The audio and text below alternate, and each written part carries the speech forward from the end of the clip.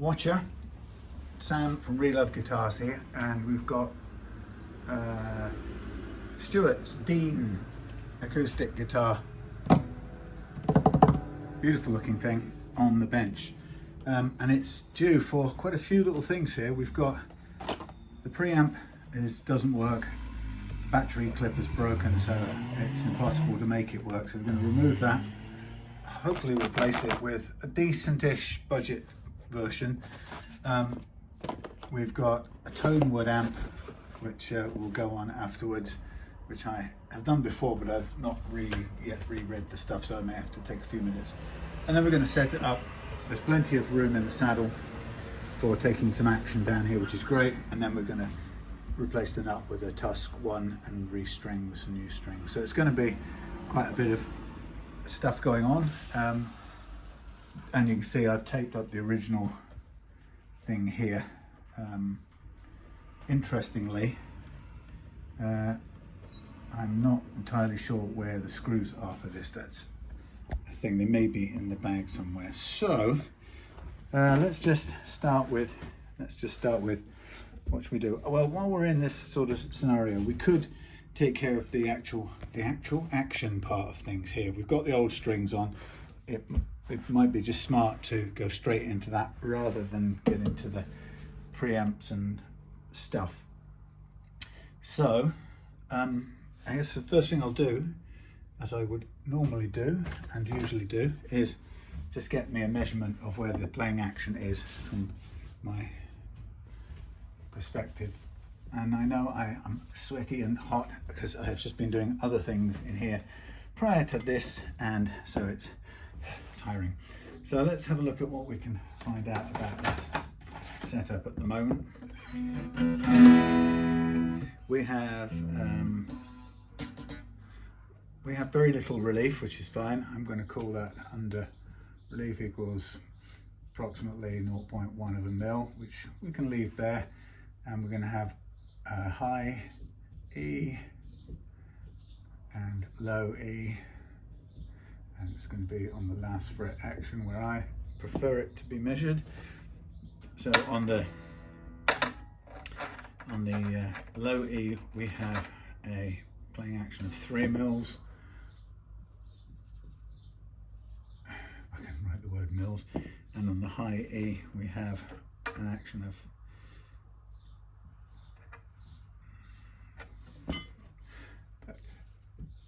2.2 mils.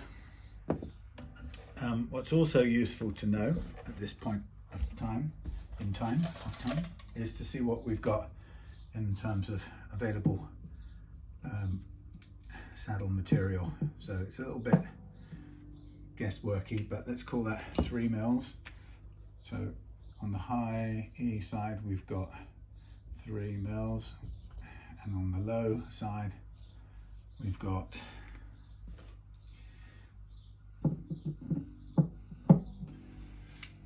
4 mils. It's 3.9 and 2.9, but we'll call it 4 mils. So that's quite a lot of height there, which is great because we can use it. Down here it's pretty low action, but we're going to replace the nut anyway, so we'll just need to reset that. So I'll just take this Tusq nut out ready. So while we're at it, let's get the plastic nut out of here. We've got a set of 1253s for replacement. Everything else looks nice in this guitar, but I shan't speak too soon. Plastic nuts are horrible. Sometimes they work, sometimes, a lot of time they grip the strings. They just don't seem to have a very good friction coefficient. So I always like to replace them. And the reason I like to replace them is so that we can get ourselves a better, not only a better playing action at the first fret, but a decent nut like a Tusq nut gives us a chance to, well, sounds noisy on one of these, of course. Yeah, it gives us a chance not only to get friction-free string action, but also gives me a chance to set the first fret action where we want it to be. Do excuse me for a moment. Sorry, the view's terrible. I'm getting it wrong straight away. So we've got it loosened up. I'll probably tap out now with a bit of sideways help, or not. So it's got some movement. There we are. Not bad. So solid plastic. There's a little bit of material taken up, but it's so little I won't worry about it. And then we've got the replacement Tusq jobby, which should sit in at the right height. We've got to get it in the same gap as before. That should be about right. And then we can put it in, put the strings back on, and to see where we fall straight away. Now, I'm not going to make any downward adjustments on the nut, because we know that what's going to happen is we're going to reduce the action here, which is also going to reduce the nut height there. So I'm just kind of push it flush at this end, and then we have a good balance at this end, and we have a bit of an overhang at this end. So I'll endeavour to make a tiny scratch mark on here, which will give me a mark to sand this end back. Yeah, so we're not going to worry about the height of this just now. We're going to use that as just, we'll come back to it, but we'll keep it in place for now. So at this end, we have to make some calculations, and that's the fun part. So you have to sort of say to yourself, what are the target playing actions I'm aiming for?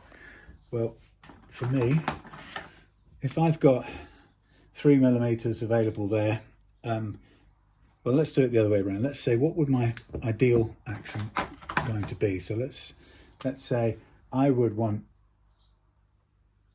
ideally 1.75 here, and here I would want 2.25 as my ideal. Now, I know this from experience that will result in a guitar that will play really nice and low, but it won't require any fret leveling. That's the great thing about acoustic guitars, because both of those actions at the last fret are above the zone where you would need to do precision leveling. So what I also know, better get my phone for calculations to be done. Excuse me if it makes bleeping noises. Go away, please. Thank you. For calculator. Yeah, so what I know is that if I get this to go away, I don't want old movies. Oh, blimey. Thank you. Calculator. I'll finish my sentence in a second when I've got the calculator up. Holy cow, where is the calculator? There it is. Yeah, so that tells me I have a reduction that I need of 0.45, right? So we're going to take away 0.45 at the last fret. Here, I'm going to take away 0.75 of a mil, okay? Which tells you actually that it's not all massively high to begin with, but we're going to improve it. We can go lower than those. We can go to about 1.5 and 2 at a push, but let's start off at somewhere conservative. So what I know is that in order to get 0.45 there, I have to times that amount by about 1.4, because I'm measuring at the last fret, which is not quite 3/4 of the way along. So I go 1.4 times 0.45. Now I know loads of you will be saying, oh, why don't you just do it at the 12th fret, then you'll only have to double it. And I guess you're absolutely right about that. I'm going to call that 0.65. You're absolutely right. However, I like it at the last fret. It means more to me there. So that's the only reason I'm doing it, not because I'm trying to make your life difficult. It's just my way of doing it. And this then comes down to 1.05, which is pretty much 1. So we've got 0.65 and 0.1. Now that's the amount we've got to take off the saddle here. Okay, so we're going to take 0.65 off the treble end, and we're going to take 1.05 mils off the bass end, which will then give me these two target actions as measured at the last fret, which I know is a reference that gives me a good, it's a description of a good action. Yeah, and what I can then do is just check this against this. So this would then end up being 2.35 tall, and this would end up being 2.95 tall. Okay, so that both of those would be tall enough still to give me a usable break angle over the saddle. And then of course what that will also do is it will lower the action over the first fret, which then I will go into, will be much more careful about calculating how much I need to take the nut down. So in order to get this out now, I have to slack off the strings quite a long way, and I'm going to use a fret puller to just grab hold of it. This is plastic, this saddle here. It's compensated for the 4 wound and 2 plain strings, which is what we need. Sorry, I'm speaking very close to the camera right now. So yeah, it's compensated, so it's perfect.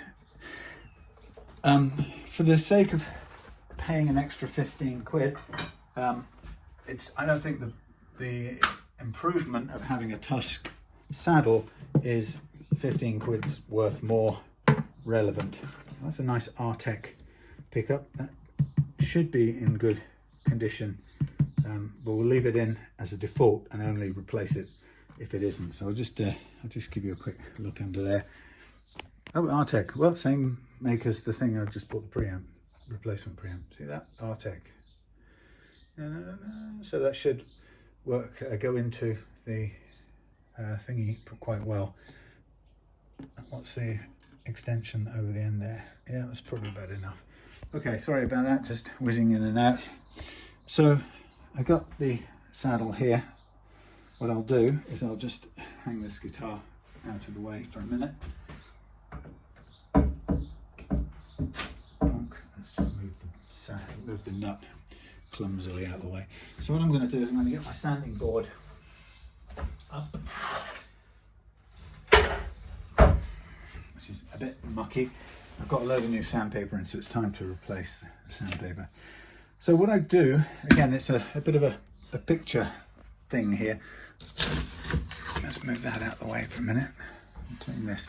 So getting your saddle to the exact right height is not exactly difficult, but you've got to think about it quite carefully. So what we do is we take the saddle and we measure it. So first thing I'm going to do is draw my saddle out like so, and I'm going to go bass end, treble end, and I'm going to pick 2 points, which is going to be the high E notch and the low E notch, and I'm going to sort of measure at that point there, if you sort of see that. So I take my original saddle and I tell you what it is. So I go at the low E notch, as much as there is a notch, I go 696. Okay, that's my measurement from there to the bass. And then on the treble, on the little notch for the high E, I go 590. Okay, now we know that we're taking 0.65 off this one, and we're taking 1.05 off this one. So we're going to aim for, oh gee whiz, knocking things over. We're going to aim for, so 596, let's call it 590. Okay, 590 is my target measurement on that saddle. Just double check it, 695, yep. On this one, it's going to be 525 plus 65, that's 585, plus 5 is 90.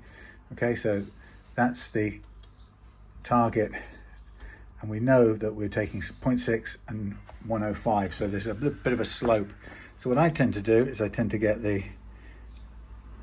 up the 0.65, as close as I can get,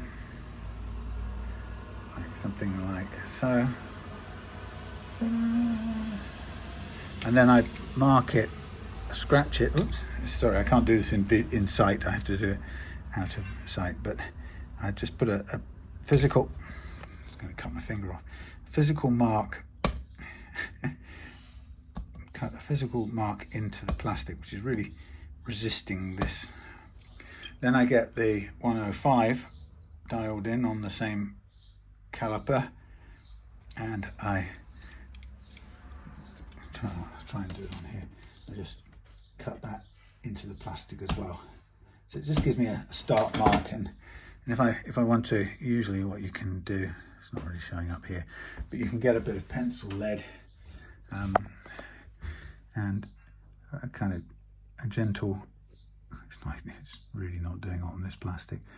You normally can get a sort of, the little cut will capture a bit of grime and you can see the mark. I can't do that very well here, but what I can do is I can get a ruler and I can look at those lines, mark them with the ruler, and I can drag down and cut myself with the blade. That's clever.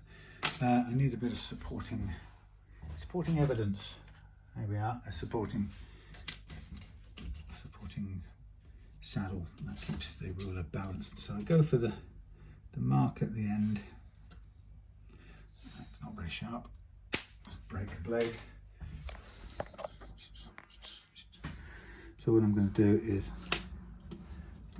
see where the light reflects on there and the light reflects on there. Now this isn't critical. This mark I'm going to try and do here is really only for my visual reference, because the real sort of determinant on this is going to be the really the measurement each time. But like I say, you get a bit of maybe you can see it. You can sort of see a little bit of a darker line there. See it? It's just trapping a bit of the pencil. That gives us a. Sometimes there you go. You can sometimes get it to fill up with a bit of grime. I don't know if you can see it there now. Anyway, you get what I mean. That gives us a visual start point. Now, what I'm going to do at this point is I will start with a manual kind of sanding. So I know that I've got more on the bass side to take off and less on the treble side. So what I'm going to do is I'm going to just start by putting down more pressure on the bass side and sanding with extra pressure down there. And the idea will be to just bring it down kind of level and then equal it out. We're not there yet.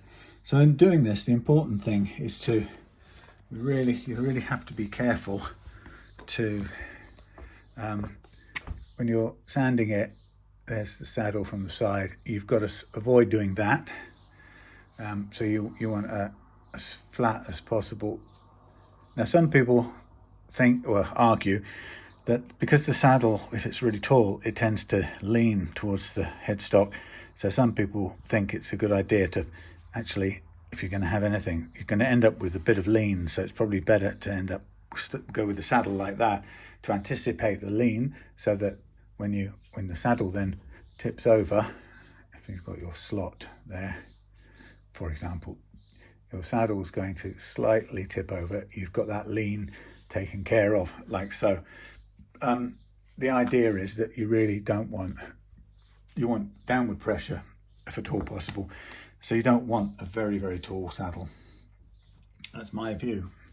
But you do need enough saddle to have to create downforce, or sorry, brake angle, enough brake angle to create a downward force on the pickup and on the guitar top. So it's a sort of balance between those factors.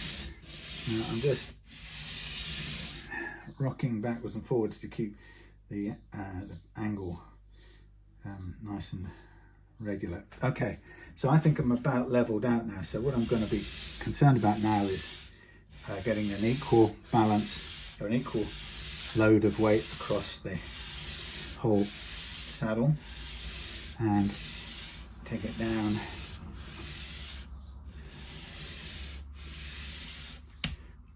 as far as I can, coming towards my line, which I can look at closely. Probably need to put a little bit more pressure down now on the treble side, a little bit more. So I just went a bit in favour of the bass side, I think. we just aim to very lightly level that out.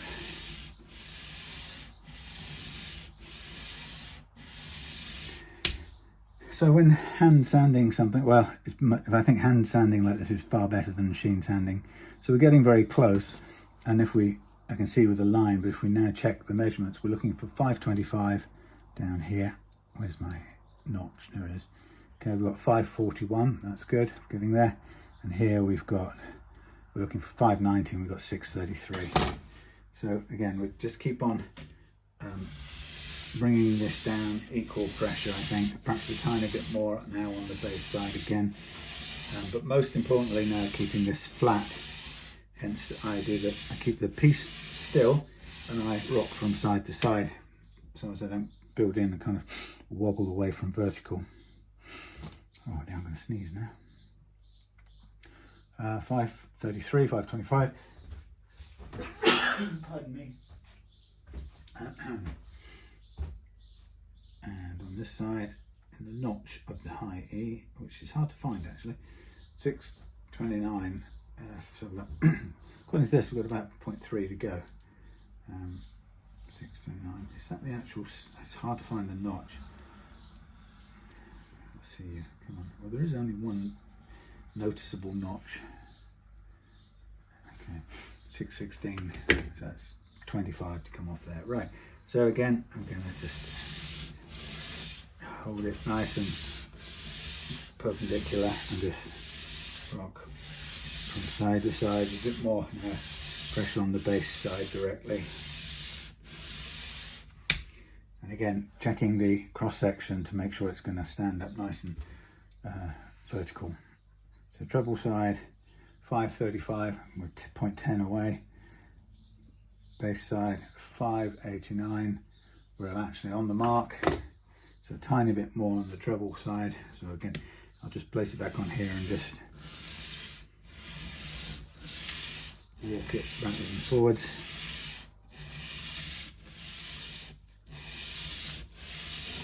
And then I can just go on to the finer stuff just to make sure we finish everything off nice and flat. That's looking good. So we've got a bit of leeway either side. We've got 579 on the bass side, which is just a little bit under, but we can afford that.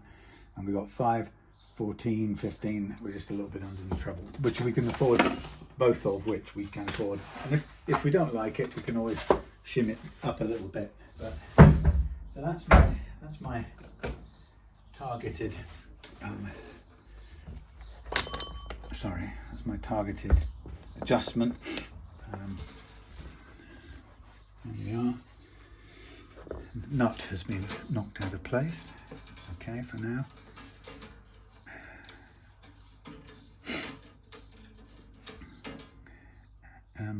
I'll tell you what I'll do while I'm here. Let me just take off this tiny bit off the end of here.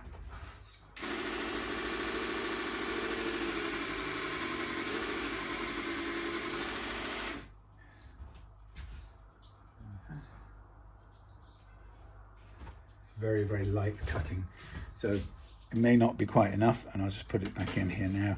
We'll just see how it sits.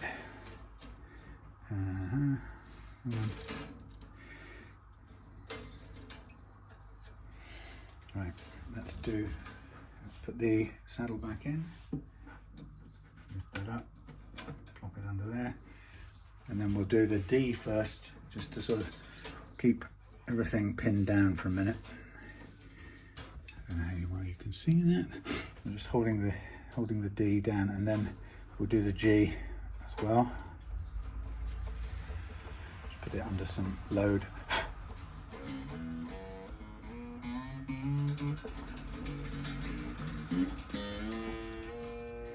Make sure it's in place. Just take a tiny bit more, maybe a fraction more sanding on the end. That one's about as flush as you can get. That one has a tiny bit more overhang, which is fine. We'll take care of that in a minute. And then we can put this in place. Now remember, that's a bit scrapey, that tuner. It works, but it's the gears feel a bit grindy. So we're going to just get the overall action change dialed in, and then we'll tailor the first fret action. So let me get the thing that makes the noise, the old tuning fork.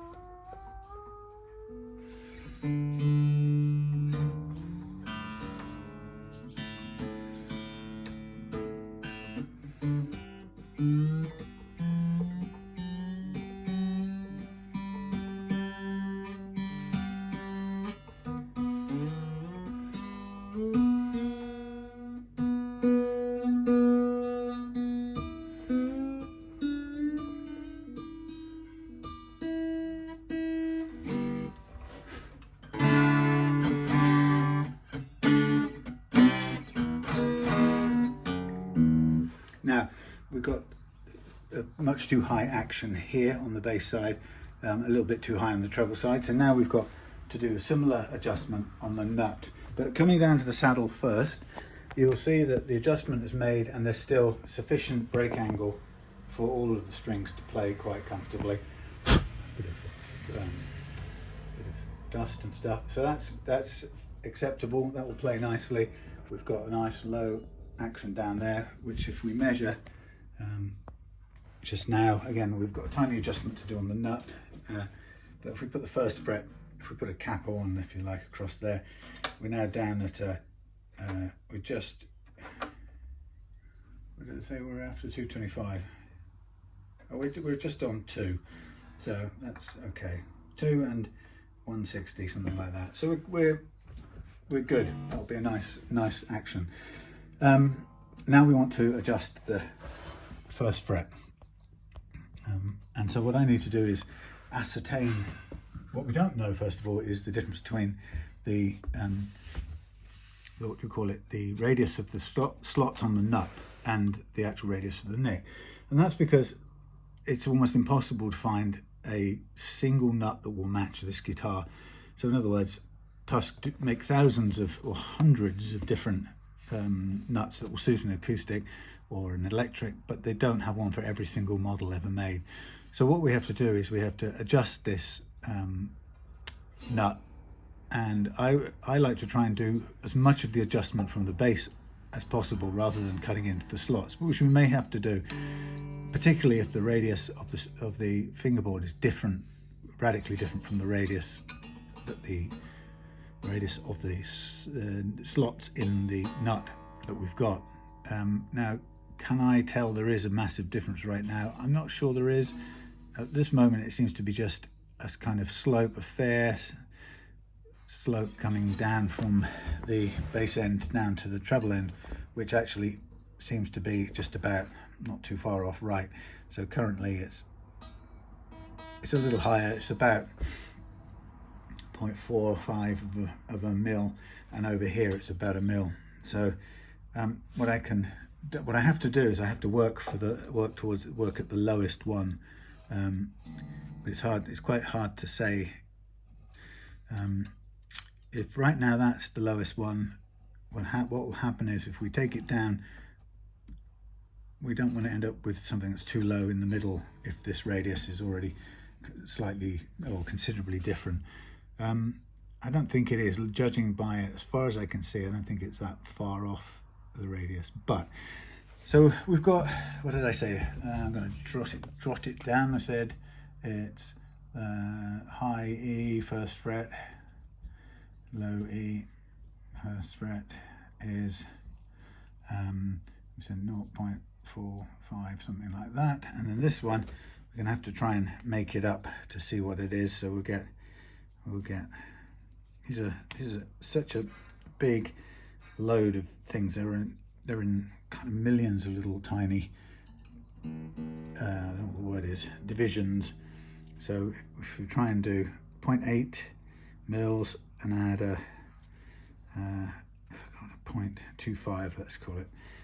Take an 8mm and a 0.25, and it's actually quite hard to get them to work together, but they do. So that's 105 mil. Let's put the 0.3 in there, so it's 1.1. That's pretty good. Let's chuck both of those in there, so that'll be 135 if we can get them to lay flat together.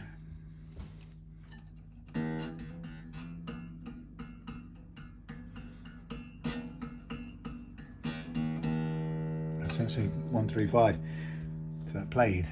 So if I call that 135, it could be 140, 135 and 0.45.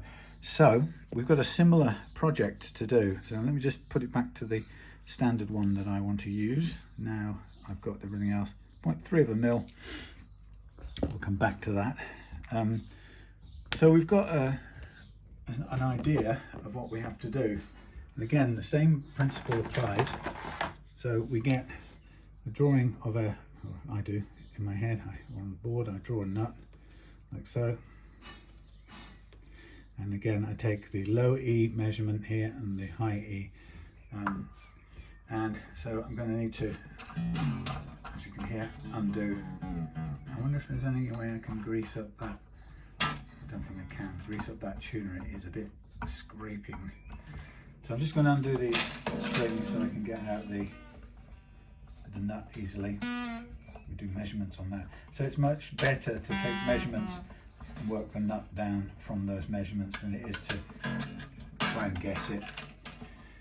So once again, I'll mark up my, now when you're doing a measurement, by the way, your calipers won't go right the way into the slot, but you go as far as you can go. So we've got 747 here, 747, and then we've got in the E slot, it's going to be less, or usually often appears less because it goes all the way into the slot, but this then comes in at 795. 795. Now we're going to minus 0.15 on the high E. That will take us down to 0.3, which is my kind of standard. And on this one, we're going to take minus, let's call it 1, which will bring us down to 0.35. So we've got a difference in 0.15 and on one end, and 1 whole millimeter off the other end. So that's quite a slope. It's going to be quite hard to achieve. So if I try and look for the marker of 0.15 on here, I literally can't get a mark on it. I can't make a meaningful mark on the nut to follow. So for all intents and purposes, we should be thinking we're not actually taking anything off that treble side at all. We have to work on everything but. And then on this side, we're going to work to a 1 millimeter off the bottom end, which is quite a lot. I'll just go just under a mil, and then I'll mark that up here, and then I can do a similar scribing of a line between the two. But let me just hang the guitar out of the way. It's worth trying to be as accurate as possible with this, of course. So if we put it on, let's put it on a piece of brass just to work on for a second. There we have it. There's my thingy, there's the Sharpie thingy and a thing. So I kind of know that I'm going from practically nothing to 1 millimeter at the other end. So if I just start off with virtually nothing and just running off the other end into good old nothingness, that sort of looks about right. It's quite difficult to hold everything in place when you're doing marking like this. Okay, and then if I do my, now this is where it works. You see my filthy thumb drawing. So that's the take down we're going to do, and we're going to do it around the corner too. So I just give myself a visual mark. Well, right. Look at this. We're just on the setup part of things at the moment. That's not so bad. Okay, so same old thing applies. We're going to mark this down and we're going to cut it down.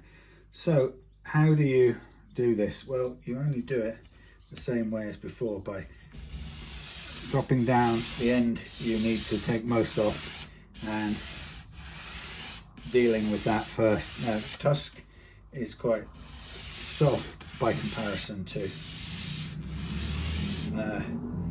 the plastic we were just looking at there with the saddle. So this is now a little bit difficult to control the verticalness, but I'm going to do my best. I'm just literally kind of skidding this down on its tail and looking for a square cut, which we've got, and then a bit of a lump in the middle now, which I'm going to try and bring the thing down and level it out. But again, very important now, I'm just still trying to keep the pressure a bit more on the bass end and let the treble end kind of catch up. So I'm literally pulling up a little bit at the treble end. I sound like a young person. I literally am pulling up at the treble end. It's not bad, we're getting there.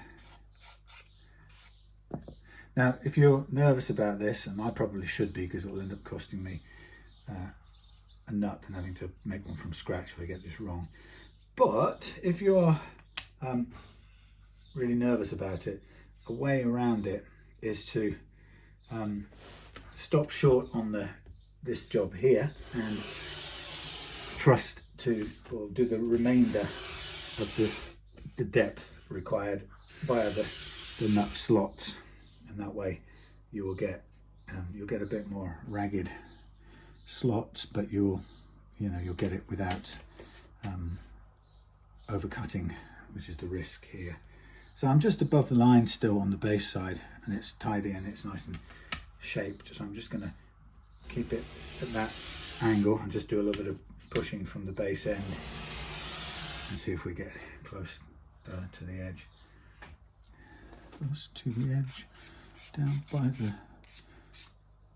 acoustic. That feels good. Now if we go for the measurement here, we'll have 747 was the original, we'll probably go a little under that now. 741, that's not bad, we're close. And then we got 725 and the target, oh, I didn't mark up my, hang on a sec. I didn't write up the target, did I? That was the action.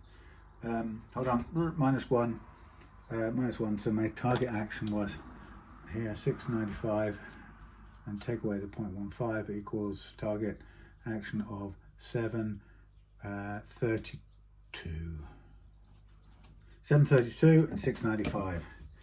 So here we've got 726 and here we've got 740. So we've got a bit more to do on both, which is fine. A little bit of leeway. So I'll continue taking it down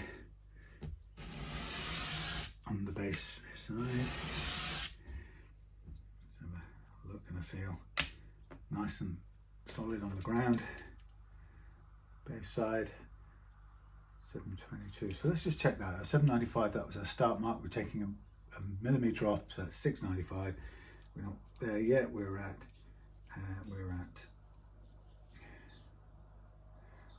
716. So we've got about 20 to go. 735. We're almost on it on the treble side, so we're going to keep doing this with a push on the bass side.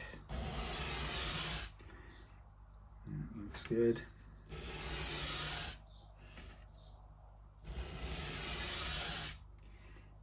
Looks good, looks good.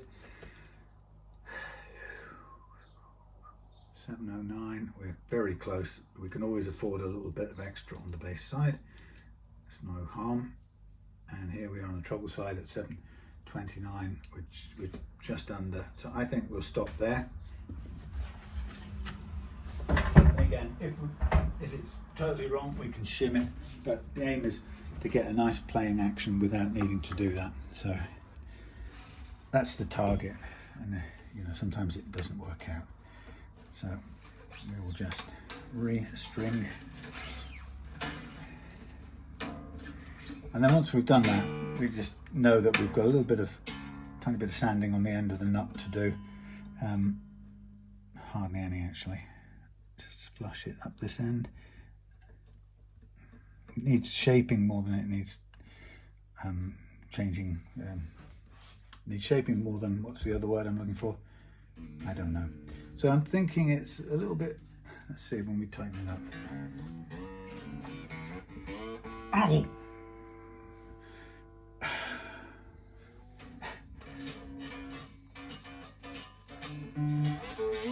That's me grimacing.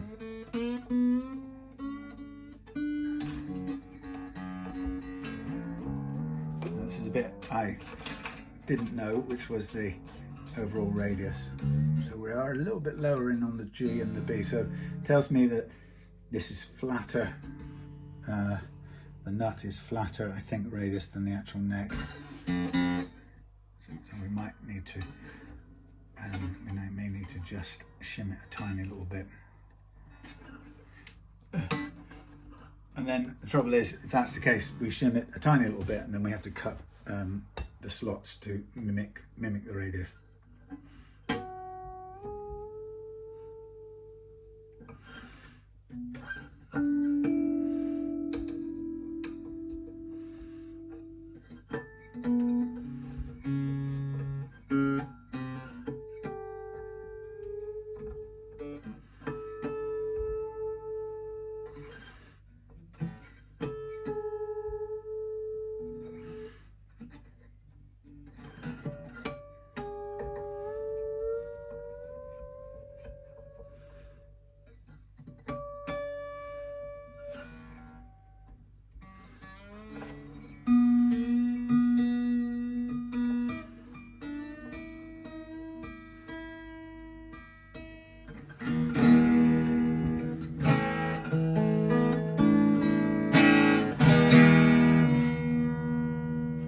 Just about works.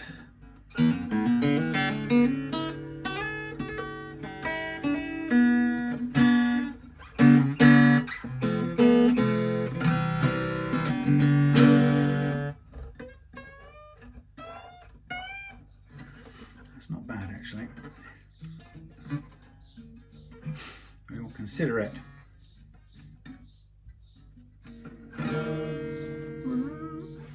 Check the nut seating, that's good.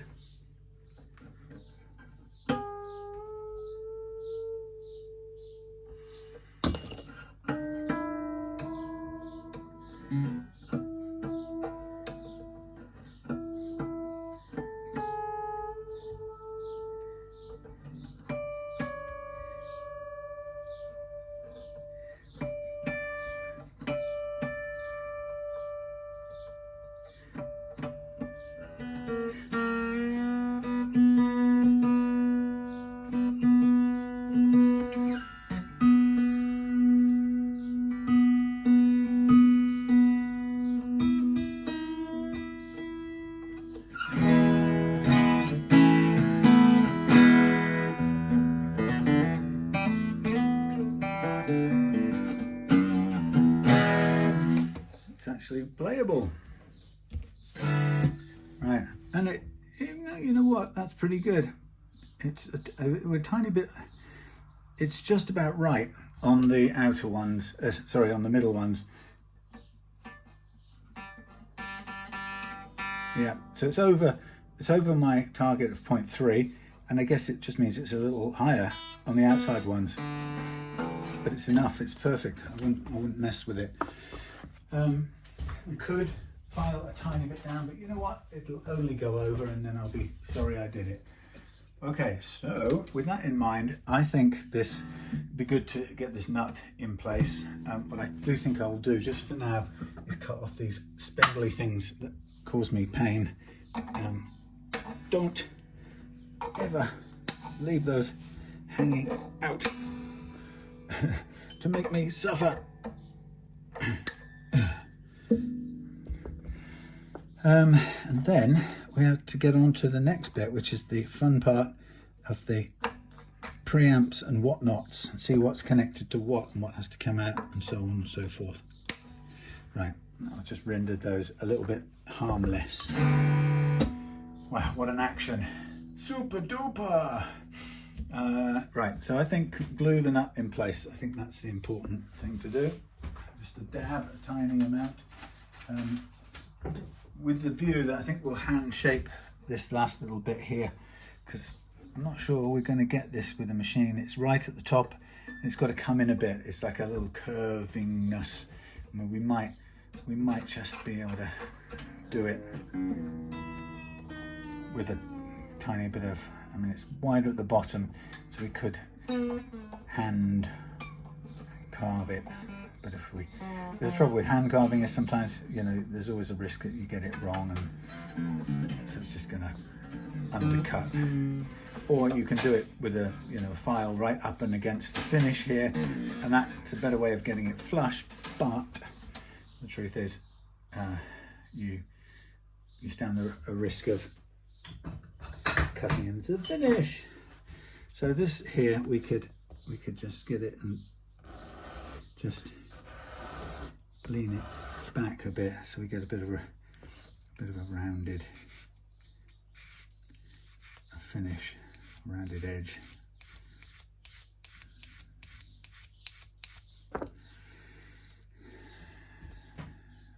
Maybe. So that comes in nice and flush, and then this bit's that bit sticking out at that end. So again, we do the same thing here.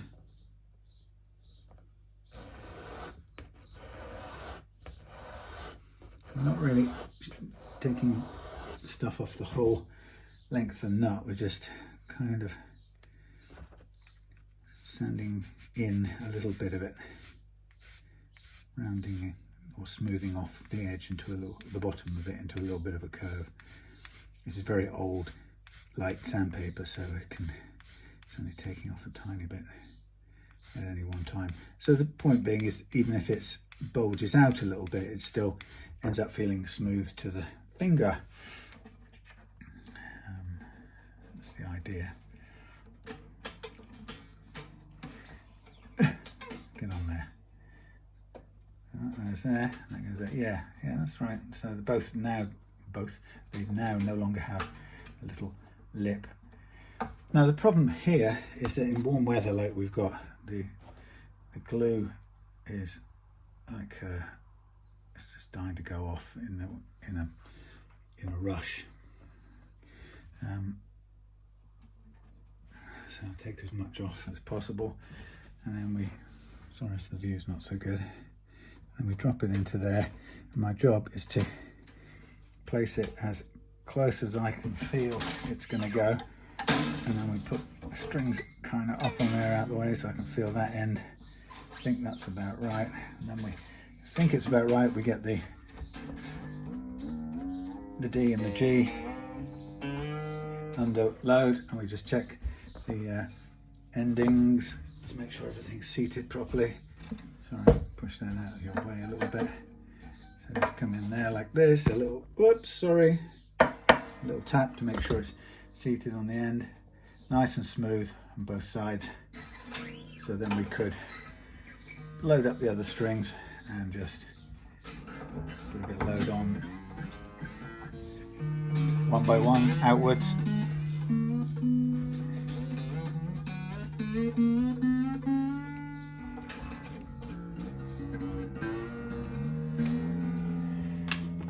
Okay, and that's us on the nut. Cool. How good is that? Sorry if the camera angles have been a bit droll and stuff. I'm just concentrating on the job, as you can imagine. So this weekend I've got a Sunday Golden Banana Club call-in live Zoom Q&A session for Golden Banana Pack members, and that's people who have bought the banana truss rod and bits and bobs that I use.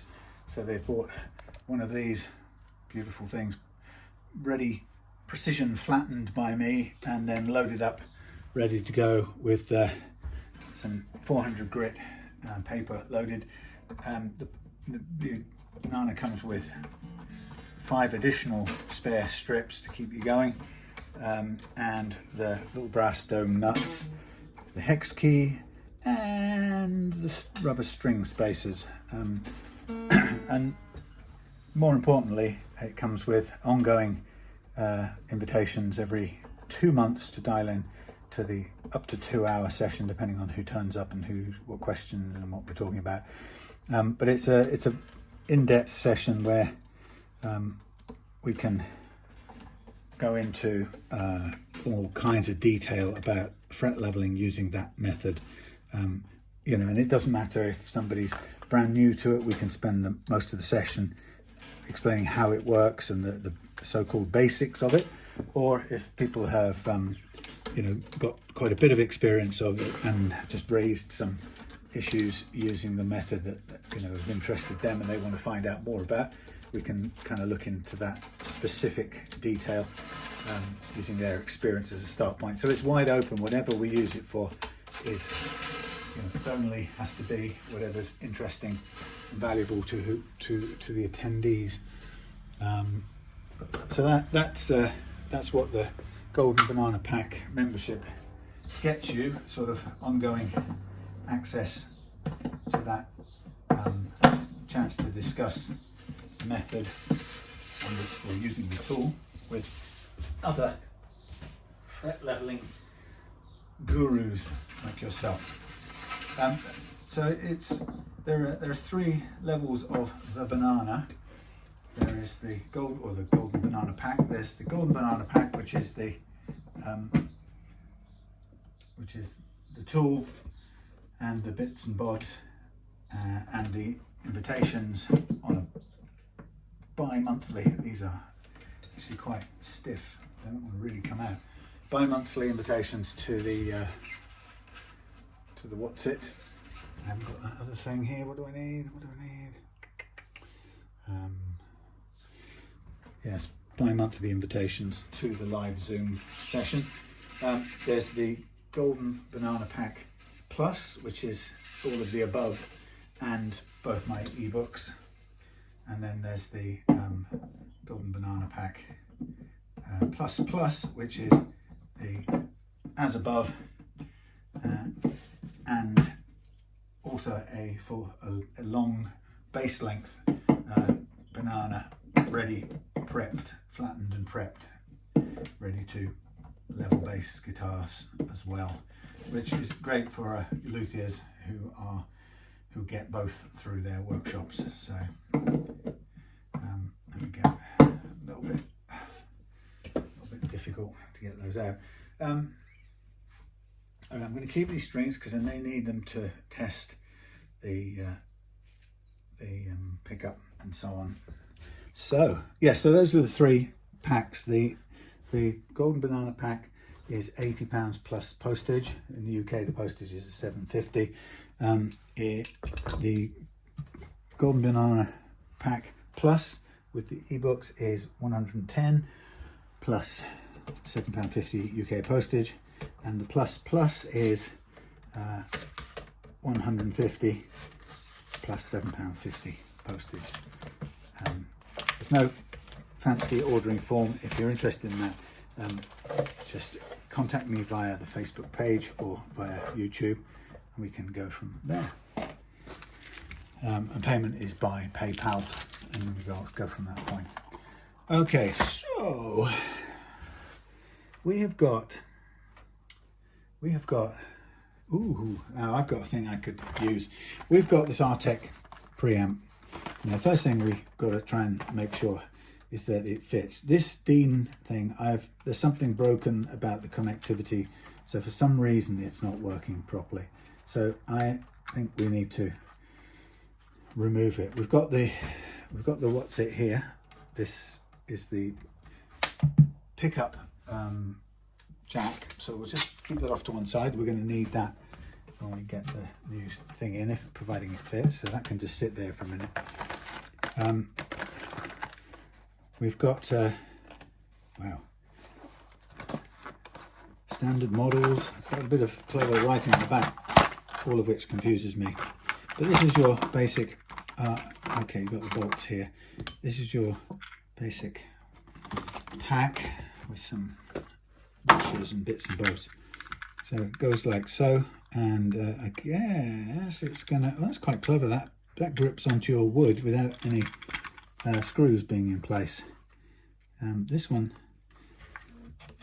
I don't know if it had, I don't know quite what was holding it in place there. Anyway, so the first thing we've got to do is we've got to check the sort of footprint, and that kind of looks like it will work. Now, I have a feeling, if we're judging it by this, the output from here, there's a piezo input, and then there's an output. So this would be the output to go out to the back of the guitar, and that intends to go right out the back here to this jack output, which has got to come off if we're going to remove this one, because it's a single part of the whole thing. So in other words, to get the whole thing working, we're going to have to we're sort of forced to use this one as the output. There's no reason why not, because this one's sort of hardwired in. This one's a plug-in output, so we can't really, and that we could, I mean, technically we could snip that off and kind of graft it onto there and not have to remove the thing. But why would you do that? Why would you cut off this jack here? Sorry, why would you cut this line in half and then build in a spliced thing? You could do. What do you think? What would you do? Would you remove the jack and replace it with this one? I kind of think I would. Let's see. Oh, I just had an idea. I'm going to pause these videos because, well, do you know, I'm going to pause it. How can I make it work? Yeah, I'll pause them in a sec. What I'm going to do is I'm going to record a bit of inside. I bought this little cheapish thing to go inside the camera. It's way too long, I think, but anyway. So I need to stop recording. So let me take you on an inside the acoustic trip.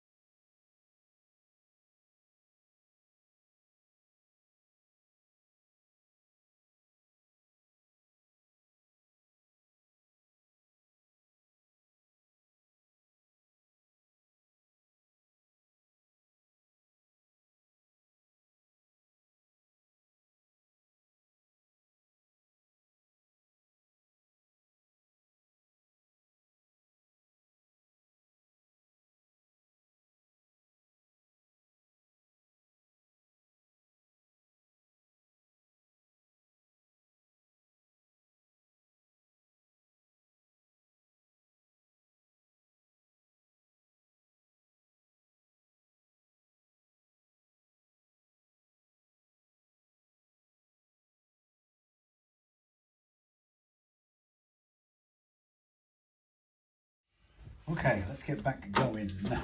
So we're going to remove the original the thing.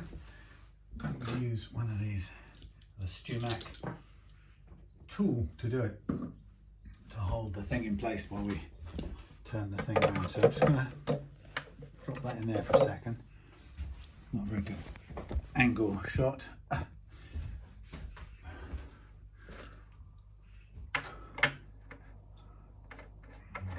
Turn that forward, and I'm going to wind that back.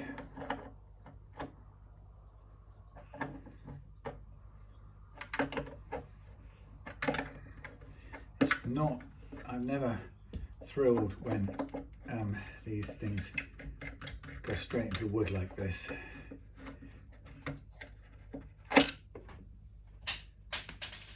There you are. So there goes that.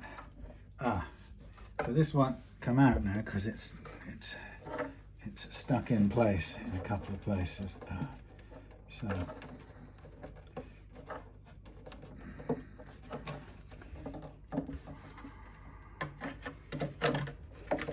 it's going to be a little bit difficult. Thank you. There goes the saddle. There goes our what's that? And that comes to. Is this separate or is it tangled up in the other thing? Yeah, they're probably all wired or pegged together. Okay, so there's a thing. That goes to there. That one goes to there, which we know. This one comes to here, which is good. So I think it's tied down in one spot. Quite what. It's hard to see. That's what I should have got the damn thing looking at. What is it? It's just a cluster of wires at the moment. Don't want to cut any wires. We have okay, we've got a little butterfly of wire tied together here to keep it in one thing. It's not really necessary to undo it right now, but it's annoying me, so maybe I will. Okay, that was that. And then this comes down to some sort of sticky thing.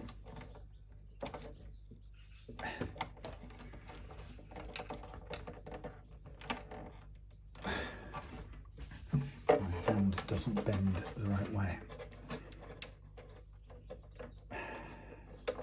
All right, there's the little thing. Okay, that's good. Whew. Get that tangled up there.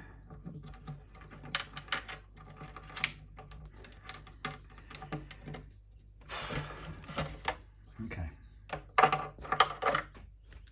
There's the original thingy out. Now, that's that. And we've got this and this. The first thing we just want to try out is, does this fit? You get just about a view from there, just about. Okay, does that fit? Under there and under there. I think that just about fits. Go away, go away.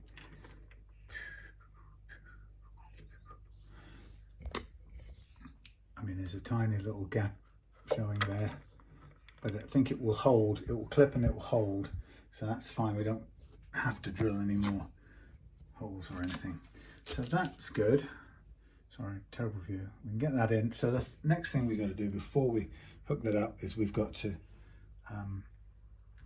let's think what we've got to do. We've got to get this little fella plugged in and snaking all the way across to the land of jack socket output there. We're going to get it all the way through. So we're going to go in the back of here. So our output. Where is the? Do you know what? Oh, there's the battery. I'm so confused. So just as a start point, let's get that to there, get that back in there. We've got those two bits now plugged into where they should be. And you go in there. that's going to be open. There goes your battery. Wow. Clever. I think we probably, while we're at it, why don't we put in this battery now? Who knows how good or bad this is, but it shouldn't be too hard to do, theoretically. So we open that up, we connect it up like so, and somehow we figure out where it's going to be happiest going.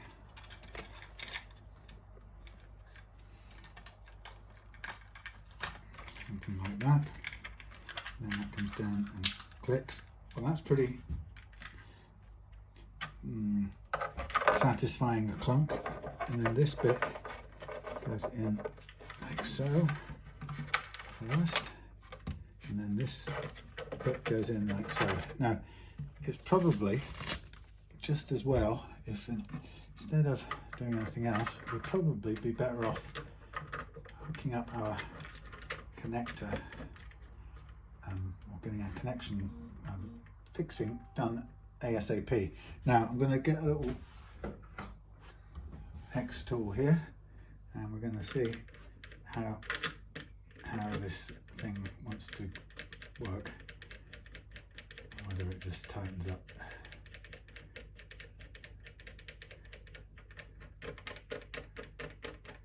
I don't know if it's going to bring it up, or it's just, yeah, it's coming up, but what is it? It's going to be able to grab onto, hold of. Let's try. Well, I'm wasting my time because that's not even going round in there. Idiot! I was just fooling myself. I wonder it didn't. Well, it sort of did something, but not enough. Right. So this is just a first go to see what the grip is going to be like.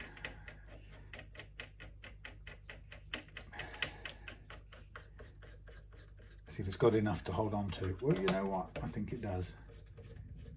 Obviously, I can't see what it's grabbing hold of, but I'm fairly encouraged. You didn't even get to see any of that. I'm so sorry. So you can see it's gripped. It's actually completely firmly gripped. It doesn't look perfect. There's a little gap, and we might be able to, you know, I wanted to give it a grip on one side firmly and this side a bit more tenuously. So you could probably I could probably balance it up slightly better later on. Now we've got to go through the guitar up to get this thing. Sometimes we can do things like go through with a stick of some sort and just hook it on there if we can get through. There we go, we have a stick that we can just help to guide it through with. No, not always. I mean, you can also, did I have a spare? I did. This is a bit, could be considered a bit wasteful, but it's the perfect use for such a thing. Somebody's gonna hate me for this. You could make one up yourself, or you could just do something like I've just done, a travesty. But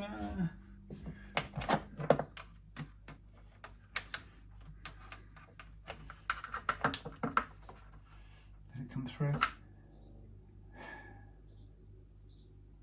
You know what?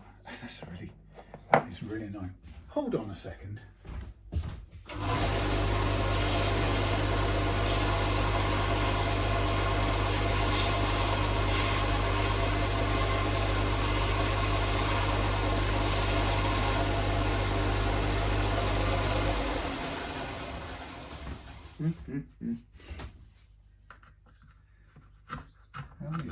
Oh yeah. Probably just do a tiny bit more.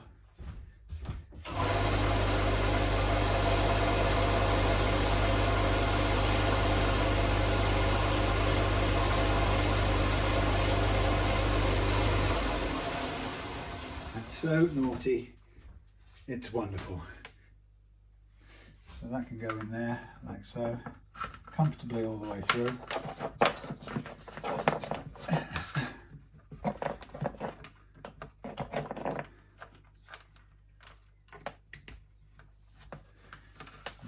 Now, we probably do want a bit of extra grippy grip, so hold on a second. Let us put on a grippy washer thing on the inside of this. So we start again. This is sort of grip washer, which is a good idea. So that should help us to grip the inside.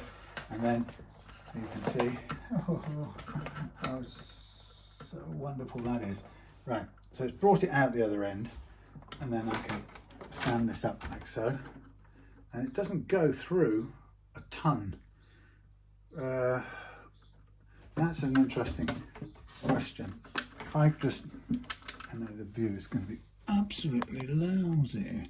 So I just hold that there, pull that out.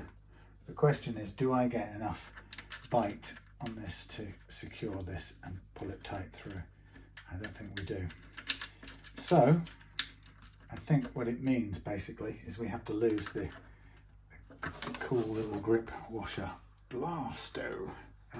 Maybe there's a thinner version of that somewhere, because it really does need something there. But it's a slight problem that the wood is too short, narrow. The wood's too thick and it's not allowing me that. Let's just do this again. So my specially ground down thingy, my thingy, and this thingy there, and back out we come. So this is a switching jack socket, as you probably can tell. It just means, this is going to be even worse. So we're not going to get this to work from the start. We're going to have to abandon that. So there's no extra gripping, unless we can find a longer version of that, but it's just it's going to have to come through like so. Is there anything I can put on there that's going to give it at least a little bit of a bite? Maybe, no, that's not even going to do it. That's too thick and not wide enough. There's really only two kinds of things. There's that sort of grip washer. There's that, but that's no thinner overall, I don't think. Well, let's try a couple of these, just as, even a very fine split washer with a twist. No, it's not going to work either. I'm just thinking even a plastic something, but it's not going to do. So it's a slight problem with the design. This should have been a bit longer. Simple as that. So let's try a really thin washer, which I wouldn't say is much of a grippy washer, but it might help just put a little bit of pressure on the thing, and better than having none.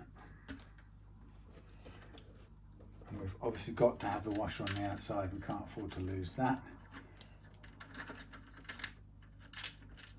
This is, you can just start to. The problem is, you start, if you're not careful, you'll end up crushing the thing, which is the risk it's always going to be under. Let me see if I've got what have I got here? This is the wrong size thing of that. That's the wrong size thing for that. This is the possible size. Bear with me.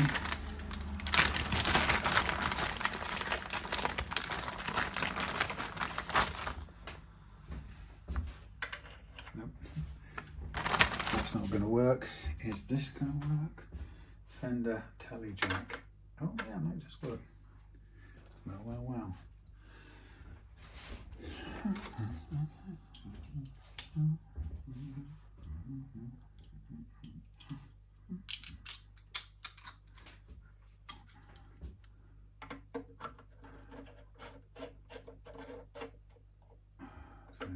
backwards, lock it backwards, tighten it up frontwards.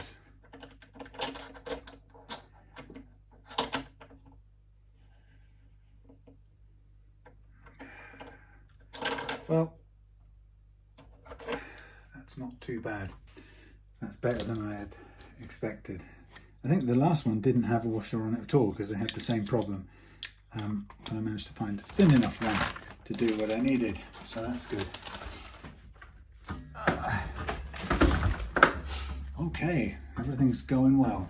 So that little device can stay out of the way for another time. Don't often get to use that very often. Don't get to use that very often. But we want it, we don't want that to happen. So we do want it around when we want it. This can go out of the way around there. This rubbish can go in the rubbish bin for a minute. Okay, so we have hooked up that. I would much rather it had a plate on there, really. So that's that. Sorry about the boring camera work. So we have that now, and we have the thing under there, and technically we should be able to test this for function. Why would we do it now? Well, we could just hook up these two bits of wire back under this little locking tab, tidying tab here.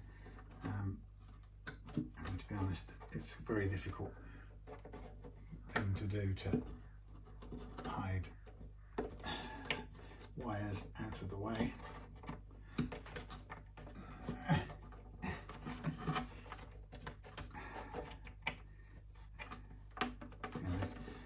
Always trying to fall out no matter what you do.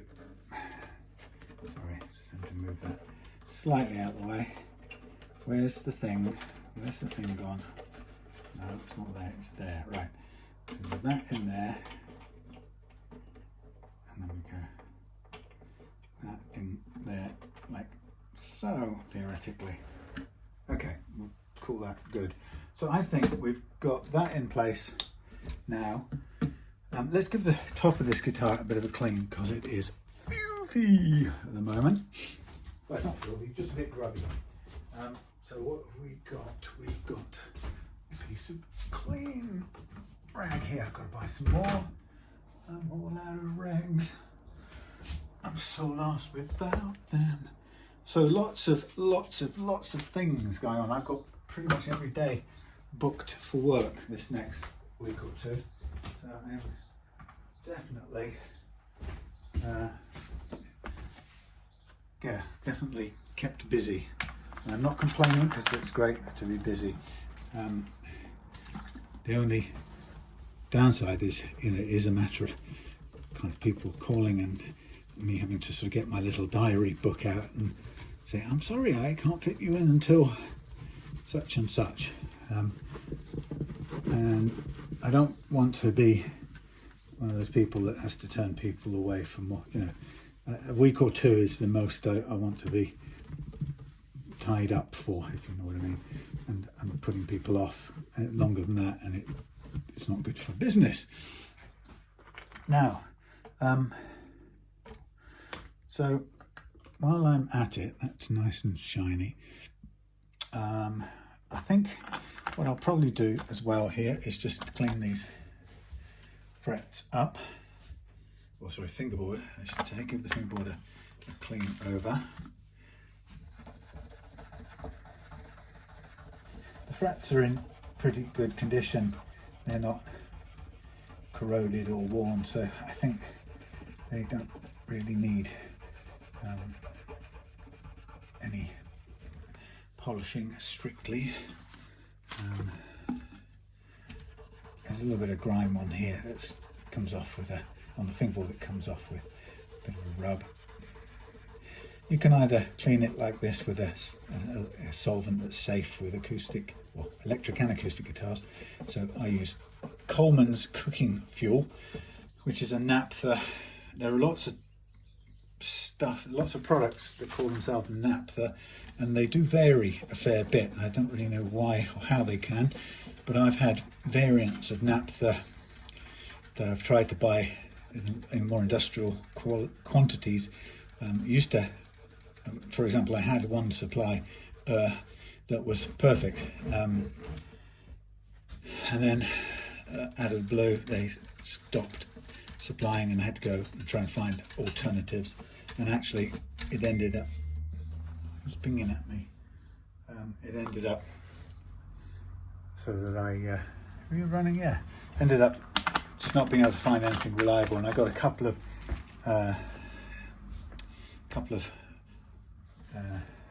bottles of stuff which turned out to be either it didn't evaporate correctly the way that naphtha ought to, or it it was left too much grease, sort of an oily residue afterwards, which naphtha doesn't do.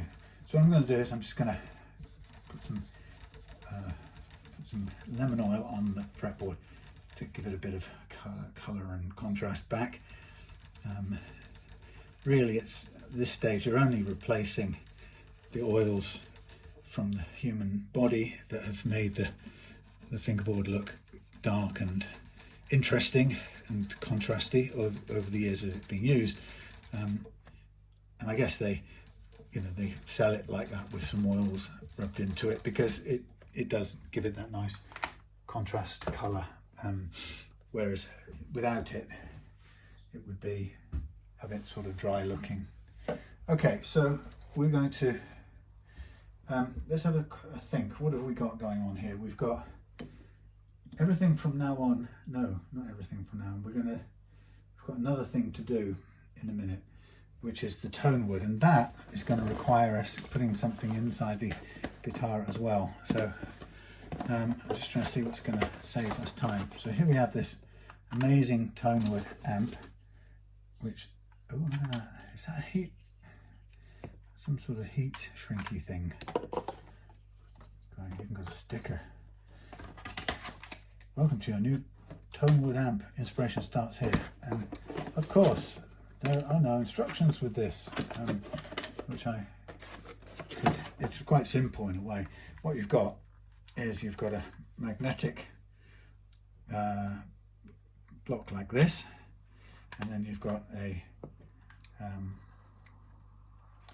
easy to remove. Keep this liner on. Wow, that's compressed it and made it a bit of a mess already. Look at that sticky thing. Anyway, that's your amp. That sits on the outside, and the idea is, I think possibly this shouldn't have been left up against this magnet.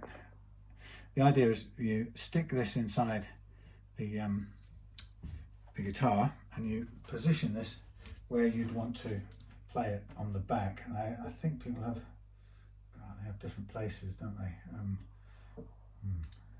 I think I will probably stop and just do a quick bit of research. Anyway, this goes inside the guitar, then that clamps onto the, oh shoot, like that. That holds it through the wood, and then this sits on the outside. But you basically run your lead into it. So you go out of the jack that we've just installed, and then that goes into the unit here, and you can go out again from it. So that can sit there. I just want to double check where it gets positioned. So I need to stop for a minute. So see you shortly. Okay, so the fitment of this thing appears to be pretty straightforward insofar as we position it where it needs to be. And you can see it there. That's sort of the idea, is to just line it up. It has a nominal distance from the edge here that you want it, because what's going to happen is we're going to get a jack in there, and it's going to connect up to there. So we position it there, and the idea then is we go in and we locate this thing. Now I can't remember where the things go across. I guess they go across like so. So we're going to go in and we're going to find the location of these things. Now, what did they say? Did they say fit one first? Sorry. Place the device, yes. Remove the transparent protective liner from one suction rail on the back of there, which I've done. Just hold it there. Yeah. both suction rails must be in full contact with the back of the guitar, which it will be. Make sure the display is visible. Oh, they're gonna force me to test it out in situ. Well, maybe. Okay, let's do it their way. Let's play their game. Let's put that down there. Now it says, for the time being, only unhook one of the suction pads, which are underneath here. So we want to be able to make this work. It's pressing against there. As soon as the magnets take effect, they will pull this down onto the guitar. Now the problem is I can do that, but I can't see very well the pardon me, my stomach is growling, JK growling. So I'm just going to do that so I can see what's up, and that will be good enough to hold it there, I think. Okay, so that's it held in place, and in the place it's going to be. Now, I'm not sure, to me that's the, well, it's not the most uncut, it's just not too bad. It's just outside of where I think it's going to hit. So then the idea is, it's going to tell me to go inside with the, is that it? Is that what you're going to tell me? So I'm going to have to try and go to the next chapter. Come on. Back to home, any chance? Oh my lordy. That's not what I wanted. Hold on, this is going to be really boring. I've lost my, come on Tonewood amp, I need instructions. It's a bad website, it's not suitable for people like me. I don't need a shop now, I need the install. Oh my lord, no, stop trying to, right, I think I'm wasting my time and your time, sorry about this. Tonewood amp manual, can you just show me, user guide, no, user manual, installation. Oh boy, it forces you to go through some videos which I don't like. Positioning the TWA. Right, we know we've got it in the right place. How do I go to the next one? Yeah. Yeah.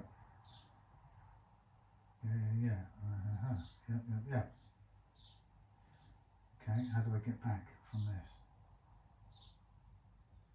Right. First time listening. So basically, it's not telling me how to position the. It's not telling me how to position the magnets. We've got these sticky things, and the point is, the magnet's going to stick. Heater's going to heat. So if I turn this upside down and we go to here, and then I aim to put this in, it's going to leap into place with a big clang. And I've got to separate out from all the wires we've got going in here. So there's one going across the whole affair.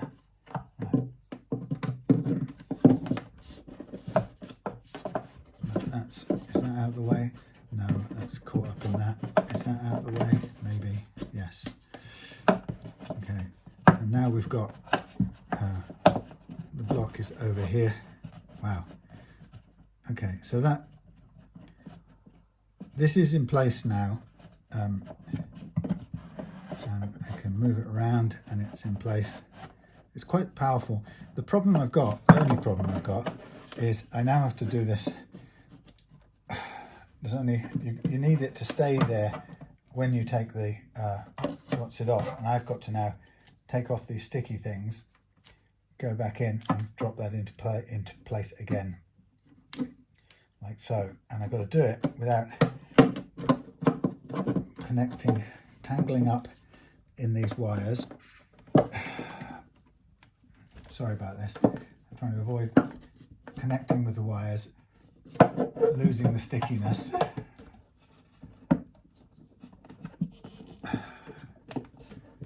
Oh no way. not kidding me. Come on. That is a real pain. Come on. This is not going the way I want it to. I have a feeling that once I move this out of the way, these are going to fall off. That's a terrible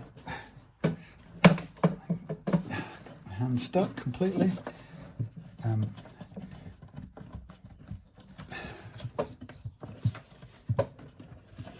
That's there. I think this is as close as we're going to get. Now the question is, when we remove the thing, it's going to either drop the magnets in or it's not. We hope it's going to hold, but the inside of the guitar is quite fuzzy, as you know.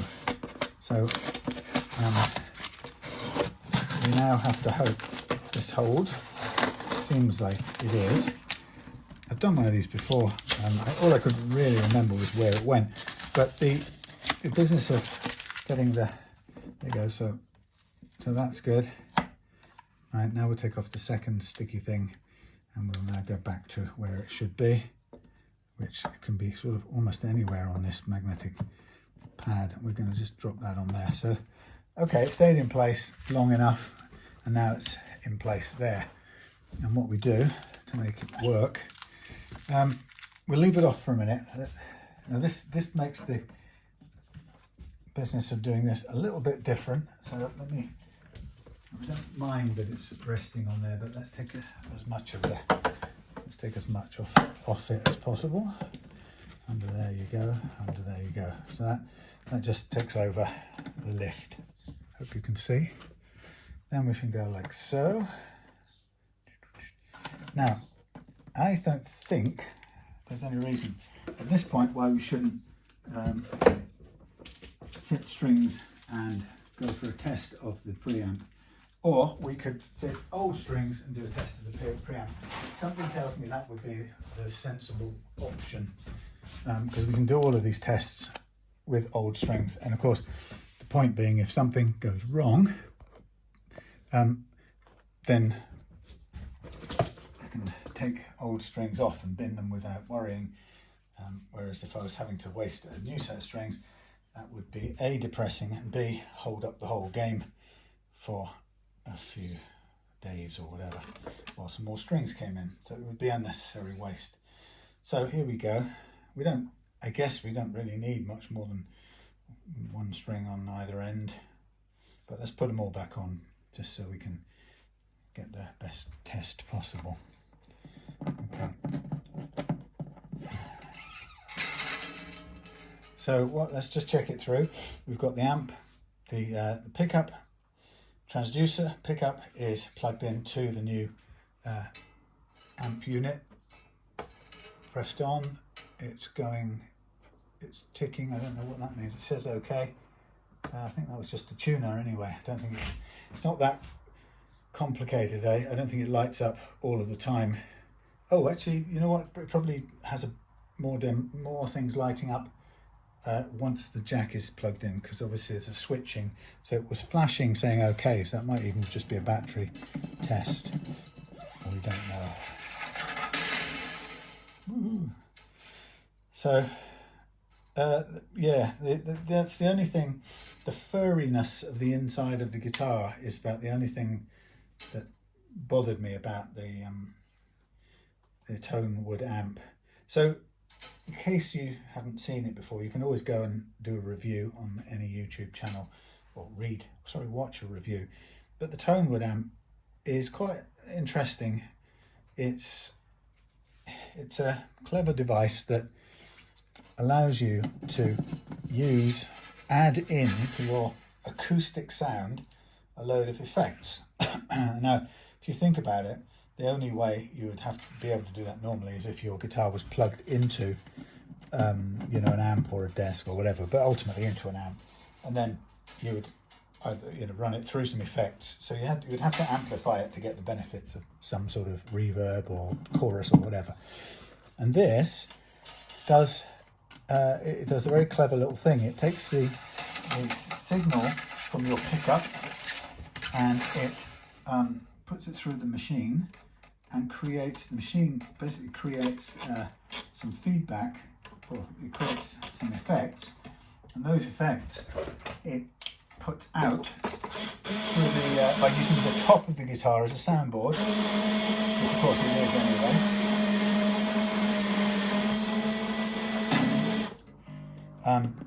And so it does it without you having to plug your guitar into an amp or anything. So it kind of recreates the effects through the guitar, using the guitar as a loudspeaker. It excites the wood of the guitar, which is pretty clever. This unit is, I think it's a rechargeable battery. I don't think it's removable, I'm not sure, but I'm pretty sure it's rechargeable, USB rechargeable. And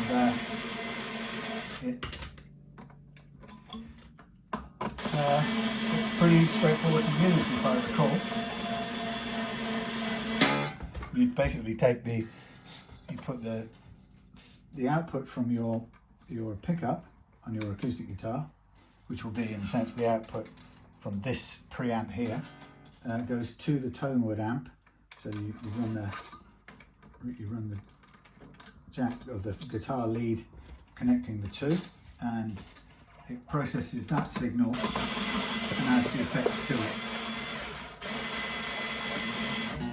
which is pretty clever.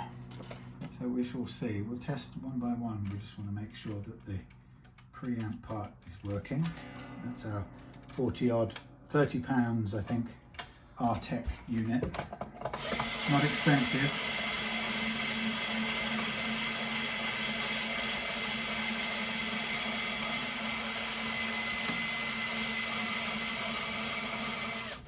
Not expensive, but I think a nicely designed unit that attaches really simply. I really do like that. Instead of having to drill holes and hard fix it to the guitar body, this just sort of uses a bit like the Seymour Duncan Woody, is it called Woody pickup? Has a sort of grabbing mechanism that keeps it attached.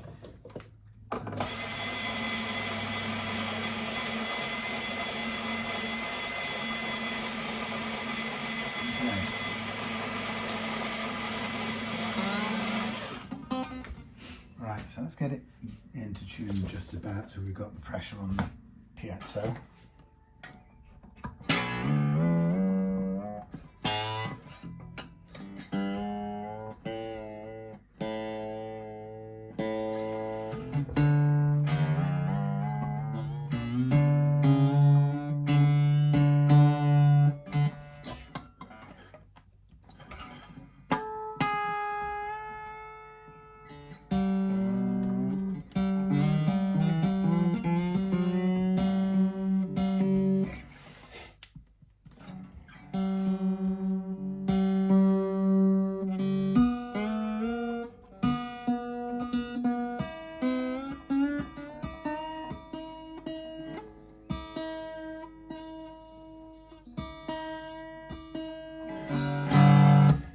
Okay, so now we have everything. Oops, I've forgotten I had that thing attached to the back.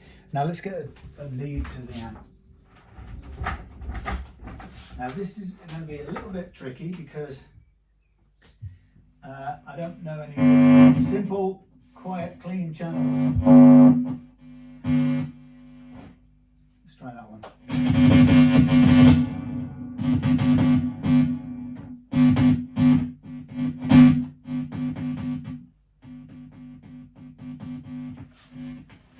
Try and keep it within reason. Okay, so we should have power on. Should be powering on.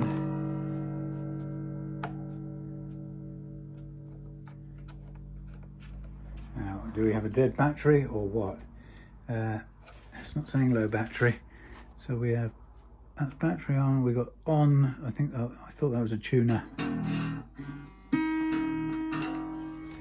Hang on a second.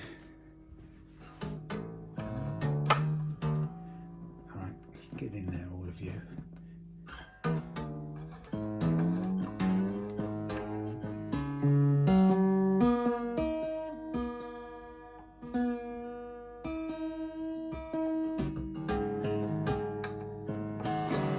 Okay, so we've got our thing plugged into there.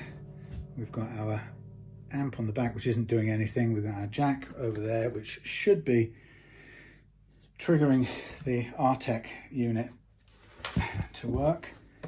Oh God, it's a bit of a handful now all round. So that's now pressing on there, which we don't stay there. I don't really want this lead being pushed sideways, which we do if we stand it up. So you can't see what's going on there. It's got a little flash that's saying okay. I really don't know.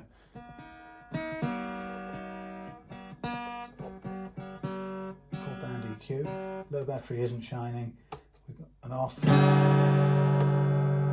don't really know what that stands for. It's flashing okay. Oops, where did we go? I lost it now. Where did clean go? Right.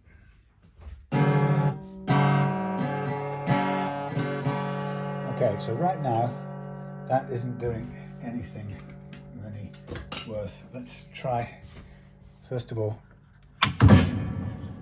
let's try removing this jack plug.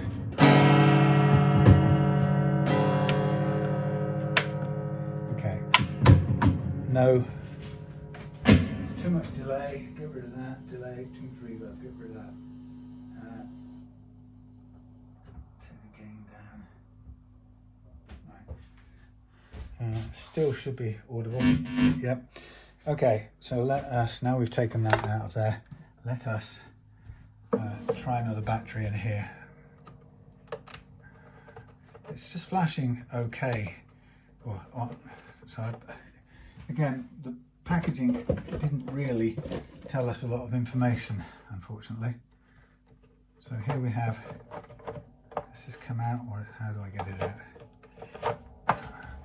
Blimey. It's not very, it's not very fantastic. I get the idea, it's a bit loose. Let's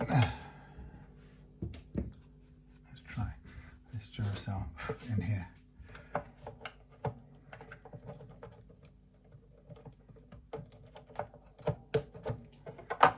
Okay, doing exactly the same.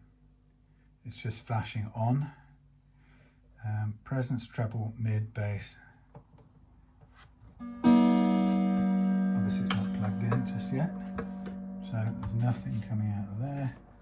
What I don't want, it's the wrong way up. Let's put that down in there again. Let's close that up. So we have there's no tuner thing shining. This should just be on. We'll plug it in. This should be on as soon as it's plugged into the jack. That should switch the circuit on. That's how they work.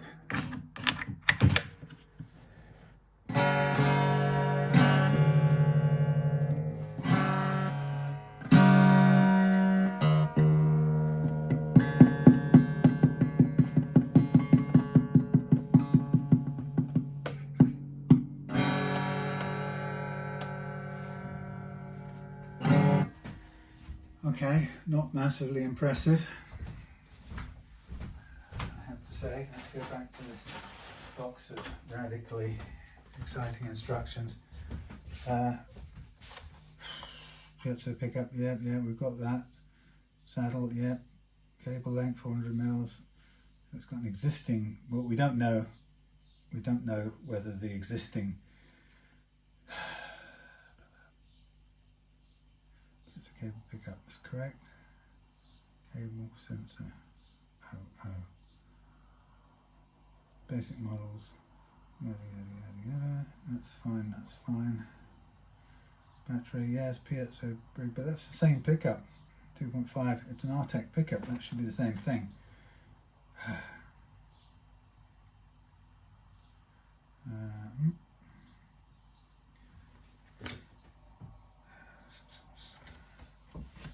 tell you what the model is very easily.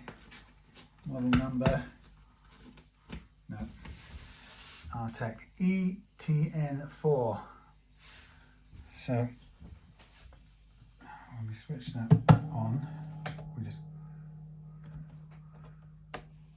so something's happening. We've got a bit of interference without it.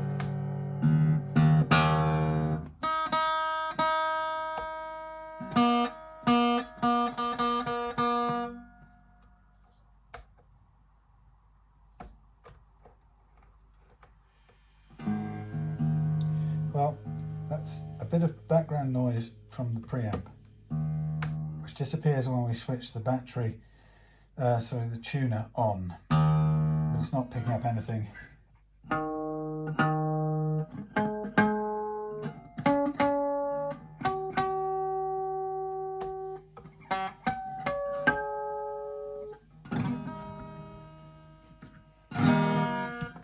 Well, ain't that depressing? It might be that the piezo strip isn't working. Oh, hang on. No, that's fine. That's fine. Could be the piezo strip isn't working. So we could replace it for an alternative. Sorry about this camera. The camera view is now appallingly bad. Let's just have a look and see if there's anything obvious at the back of here. Okay, we've got the output from here. See, it's very difficult to do anything because I can't now put this down. The jack is there. We could try putting the jack in.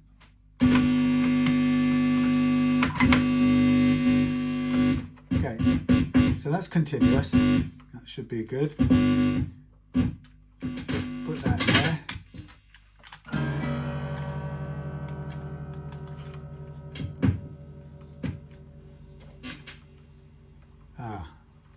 Okay. All right, that's broken. So that could be something to do with why the other one wasn't working as well. So let's hold our horses. So now I've got to get this saddle out, and basically that's why. And we could solder it possibly. Where did I put it? Here it is. It's a tiny little doofer. They are so delicate. It is solderable. We could fix it. Wow, does that come out? Oh no, it's come right out the middle of the thing. Okay, rubbish. Let's bin that one. We've got a spare somewhere. Let's find the spare. So this is still going to continue being extremely boring for you. I'm sorry, but until we have it. That's the problem with starting with something that we don't know if it's working or not. So I hope that that saddle worked, but it could have been what was actually broken from the get-go. So it would be good to switch the piezo anyway.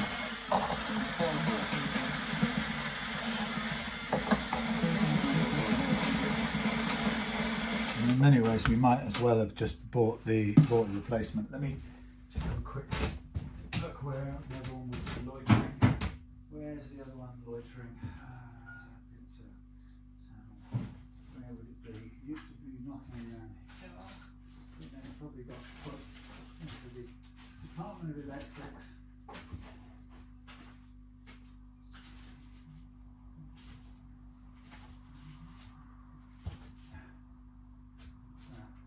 No, it's not those. Boring, no, it's not those. It's not that. Right, where would it live? Not there. Ghost components. Not out, it's in there. Okay, bear with me. It's probably sitting in a packet in here. Bottom here somewhere.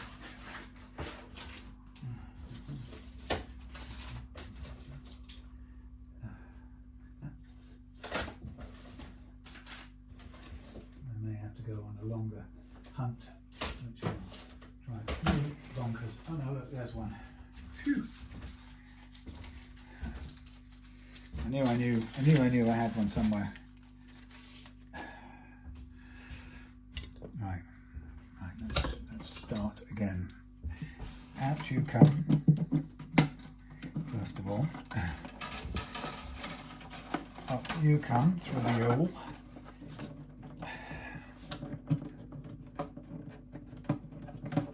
Nice looking saddle piece. Unfortunately, it's broken. It ain't doing us no good.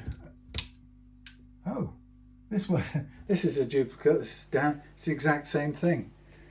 How about that? So let's try and get this gently, safely through the thing.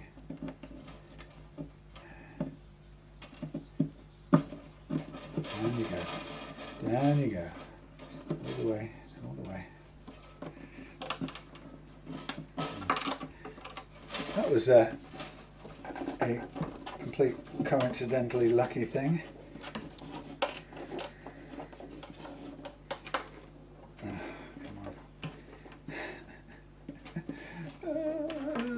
What you can't see is me trying to figure out how I'm going to get this thing down into the thing in one piece without twisting and bending everything out of shape. Yikes. So we have it like so, and we should just be able to slot it back in like that. Well, that is kind of convenient for starters. For 5mm.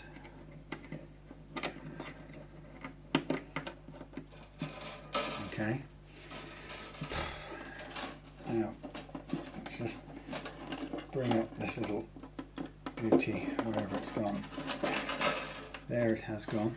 Let's bring it through here. Let's bring the other one through here. Let's get them plugged in. A 1. A 2. Okay.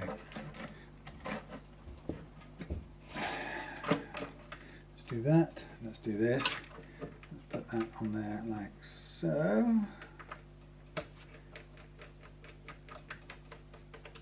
And let's do something similar at this end.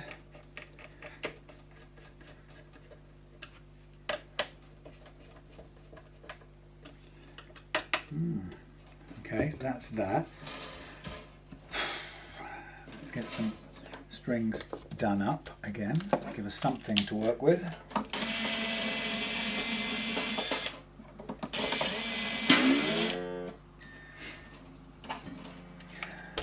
It'll all make sense in the end.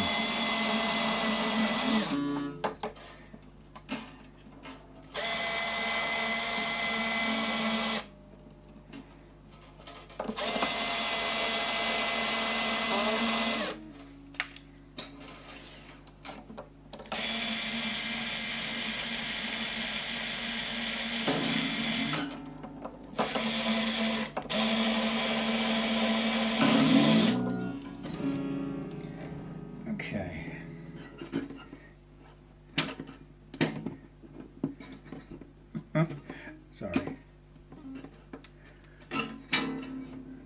Yes, it's funny when you think, oh, is it even working? Better check. Now I have lost a tuning fork. Sorry, that's terrible.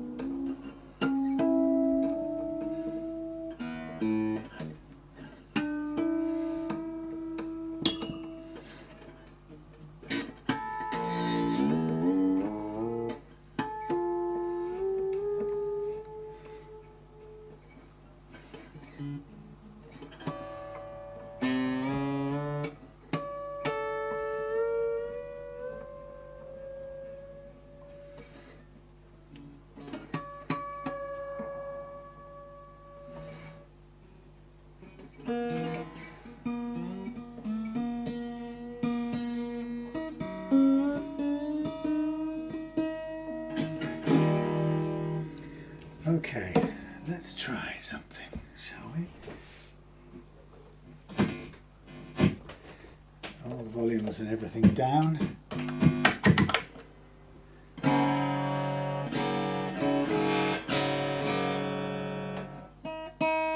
Right, tuner works, everything works.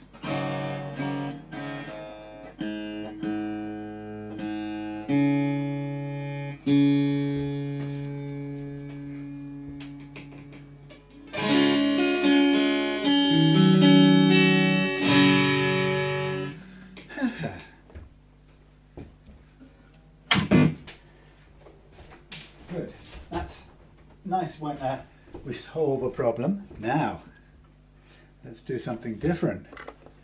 Let's take the output from here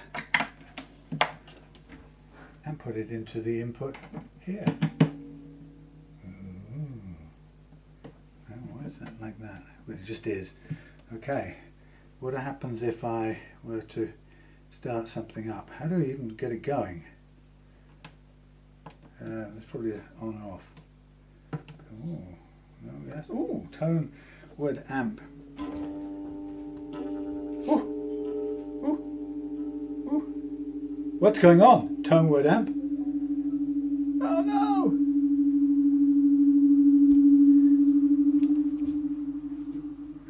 Oh no! Oh, look, carry on. Look, the iPhone has died. I'm sorry, but let's carry on with this.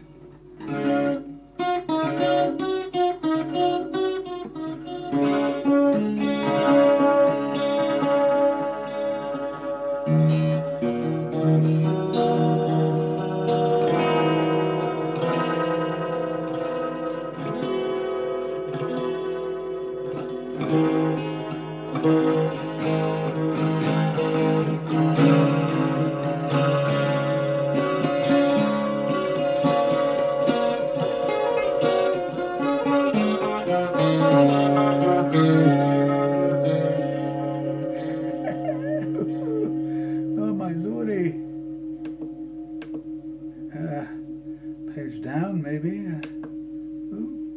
Well, somebody knows how to make this thing work. What's this? Oh, chorus off, delay off. Okay, chorus on. Oh, okay. Speed of the chorus.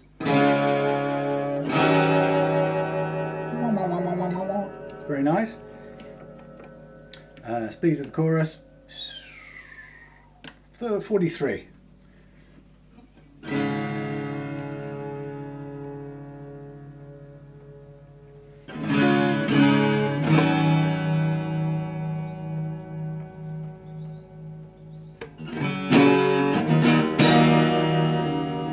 Probably a volume for the chorus or a level for the chorus, but I don't know. What am I doing? Reverb. Let's put the reverb on.